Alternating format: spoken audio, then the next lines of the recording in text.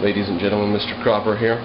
How could I unite, or how will I unite, self-deprecating humor with creationism, of all things? On some level you might anticipate these could be united. But how? What's going to happen here? Now, I don't remember where Ayn Rand talked about self-deprecating humor. I think that The Fountainhead has some bits about it, and I think that Ellsworth Toohey was the king of self-deprecation, self-deprecating humor. And I think that Howard Roark would never deign to that level. I'm not saying that everybody can never be self-deprecating, but it is in poor taste. Leonard Peikoff himself has self-deprecated. I wouldn't say he's not a Howard Roark, but I would say it is in poor taste to self-deprecate, especially when it's not in earnest. Now, no major harm is done, especially to a person of integrity, unless we want to say that it compromises their integrity, and let's look into that. Where could the harm be done in self-deprecation? And that's where I want to tie it to creationism. There are passages and lines and whole essays of ideas by people like Stephen Jay Gould, and lines and paragraphs by Richard Dawkins, which suggest that evolution is an incredibly unlikely event. Absolutely unlikely. So unlikely that you have to give it the benefit of time. As one of the passages in Stephen Jay Gould goes, given enough time, anything is possible. Quoted by Rabbi Botech in the debate with Christopher Hitchens. Given enough time, anything is possible. What do we need God for? We can use evolution. But then the rabbi comes in and says, why are you using evolution then? It's just a replacement for God. You're just saying you can do whatever you want if you have enough time.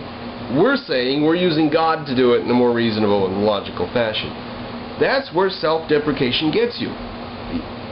The other side, the enemy, estimates you as weaker.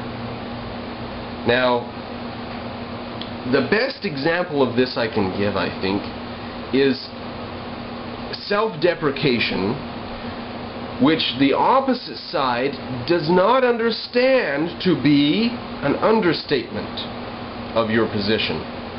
When you say, for example, you're upholding evolution and you're saying that we evolved, we were not placed on the earth by a zap of God's gun, and then you say, well, of course, evolution takes so much time and so many accidents have to happen in it that you can do virtually anything if you have enough time. Then you denigrate your position on evolution and you say, since anything can happen with enough time, why not just say we didn't need all the time, we just had God do it? You need to use your basic position to attack God. Now you're saying, okay, ultimately evolution takes care of God. There's no reason to attack him in every single sentence of evolution. But my point in this video is to say that self-deprecating humor gives that foothold to people who aren't so bright. And if you stand up in front of an audience and you say, you know, let's say you've got a doctorate, and you say, well, you know, I'm talking to you tonight about the problem of antibiotics and multi-immunity, but I myself only have an 8-year degree in the subject. Some stupid person in the audience is going to go away, and they're going to say to their friends, yeah, there's this guy talking about immune something, about bacteria and things, and he didn't really know what he's talking about because he only had an 8-year degree. Okay. You give that much foothold to stupid people. Sure, they're stupid people. Sure, their foothold is worth nothing. Is that true, though? Is that true that they're not going to get anywhere by talking against your position using that stuff? Well, if that's true, how is it that Rabbi Botech got all the way to the point of being able to debate Christopher Hitchens and quote that shit and take it seriously on TV, on television, being recorded in front of a huge audience against a nationally renowned author, and Rabbi Botech himself has written many books. And how is he going to get to the point of an actual public debate and take this self-deprecation from the evolutionists seriously? Unless stupid people do take self-deprecation seriously. That's true. That must be true. Don't self-deprecate. Some idiot will believe you.